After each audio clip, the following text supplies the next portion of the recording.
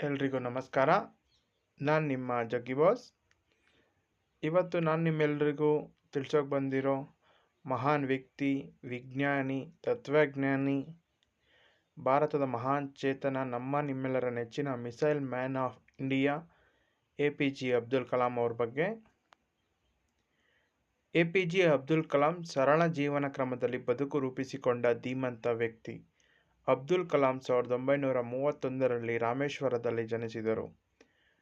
ಜೀವನ ನಿರ್ವಹಣೆಗಾಗಿ ಕಲಾಂ ತಂದೆಯ ಬಳಿ ಮೀನುಗಾರಿಕೆ ಬೋಟ್ ಇದ್ದರೆ ತಾಯಿಯೊಬ್ಬರು ಗೃಹಿಣಿಯಾಗಿದ್ದರು. ಮನೆಯಲ್ಲಿ ಕಡು ಬಡತನ ಇದ್ದರೂ ಮದರಾಸ್ ಇನ್ಸ್ಟಿಟ್ಯೂಟ್ ಆಫ್ ಟೆಕ್ನಾಲಜಿಯಲ್ಲಿ ಏರೋನಾಟಿಕಲ್ ಇಂಜಿನಿಯರಿಂಗ್ ಪದವಿ ಪಡೆದರು. ಬಳಿಕ ಕಲಾಂ ಅವರು ಇಸ್ರೋ ಮತ್ತು DRDOದಲ್ಲಿ ಕಾರ್ಯನಿರ್ವಹಿಸಿದರು. ಅಬ್ದುಲ್ ಕಲಾಂ ಭಾರತದ 11ನೇ ರಾಷ್ಟ್ರಪತಿಗಳಾಗಿ ಜುಲೈ 22, 2002ರಂದು ಆಯ್ಕೆಯಾದರು. ಲೇಖಕರೂ ಕೂಡ ಆಗಿದ್ದ ಕಲಾಂ ಅವರು ವಿಂಗ್ಸ್ ಆಫ್ ಫೈರ್ ಸೇರಿದಂತೆ ಹಲವಾರು ಕೃತಿಗಳನ್ನು ಬರೆದಿದ್ದಾರೆ. ಕಲಾಂ ಅವರ ಕೆಲವು ನುಡಿಮುತ್ತುಗಳನ್ನು ನಾವು ನೋಡಬಹುದು. ಪೀಪಲ್ಸ್ ಪ್ರೆಸಿಡೆಂಟ್ ಎಂದು ಜನರಿಂದಲೇ ಕರೆಸಿಕೊಂಡ ಕಲಾಂ ವ್ಯಕ್ತಿತ್ವಕ್ಕೆ ಮಾರು ಹೋಗದವರೇ ಇಲ್ಲ.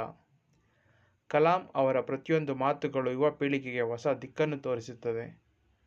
ಒಂದು ದೇಶ ಭ್ರಷ್ಟಾಚಾರ ಮುಕ್ತವಾದರೆ ಆ ದೇಶದಲ್ಲಿ ಸುಂದರ ಚಿಂತನೆಗಳನ್ನು ಕಾಣಬಹುದು.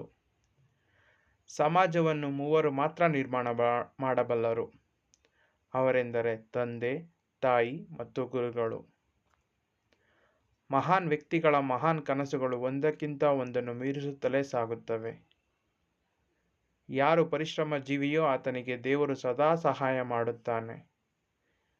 ಕಷ್ಟಗಳು ಬಂದಾಗ ಮಾತ್ರ ಸುಖ ಏನು ಎಂಬುದರ ಅರಿವಾಗಲು ಸಾಧ್ಯ. ಭಾರತಕ್ಕೆ ಕಲಾಂ ಅವರ ಕೊಡುಗೆಗಳನ್ನು ನಾವು ನೋಡಬಹುದು. ರೋಹಿಣಿ ಕೃತಕ ಉಪಗ್ರಹವನ್ನು ಭೂಸ್ಥಿರ ಕಕ್ಷೆಗೆ ತಲುಪಿಸಿದ ಭಾರತದ ಮೊದಲ ಸ್ಯಾಟಲೈಟ್ ಲಾಂಚ್ ವೆಹಿಕಲ್ ಆದ SSLV-03 ಅಭಿವೃದ್ಧಿಯ ನೇತೃತ್ವವನ್ನು ಕೂಡ ವಹಿಸಿದ್ದರು. ಇದರಿಂದ ಭಾರತ ಎಲೈಟ್ ಸ್ಪೇಸ್ ಕ್ಲಬ್ ಸೇರುವಂತಾಯಿತು.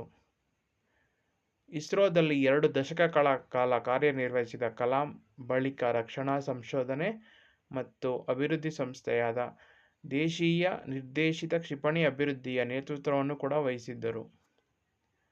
ಅಗ್ನಿ ಮತ್ತು ಪೃಥ್ವಿ ಕ್ಷಿಪಣಿಗಳ ಅಭಿವೃದ್ಧಿ ಮತ್ತು ಪರೀಕ್ಷೆಯ ನೇತೃತ್ವವನ್ನು ವಹಿಸಿದ್ದರು ಮತ್ತು ಯಶಸ್ವಿಯೂ ಕೂಡ ಆದರು. ಕಲಾಂ ಅವರ ಮುಂದಾಳತ್ವದಲ್ಲಿ ನಡೆದ ಪೋಖ್ರಾನ್ 2 ಅಣು ಪರೀಕ್ಷೆ ಬಳಿಕ ಭಾರತ ನ್ಯೂಕ್ಲಿಯರ್ ಪವರ್ ರಾಷ್ಟ್ರಗಳ ಗುಂಪಿಗೆ ಸೇರುವಂತಾಯಿತು. 7 ವರ್ಷಗಳ ಕಾಲ 1902ರಿಂದ 1990ರವರೆಗೆ ಪ್ರಧಾನಿಯವರ ಮುಖ್ಯ ವೈಜ್ಞಾನಿಕ ಸಲಹೆಗಾರ ಹಾಗೂ DRDO ಸೆಕ್ರೆಟರಿ ಕೂಡ ಆಗಿದ್ದರು. ಕಲಾಂ ಅವರಿಗೆ ದೊರೆತ ಪ್ರಶಸ್ತಿ, ಗೌರವ, ಸನ್ಮಾನಗಳು.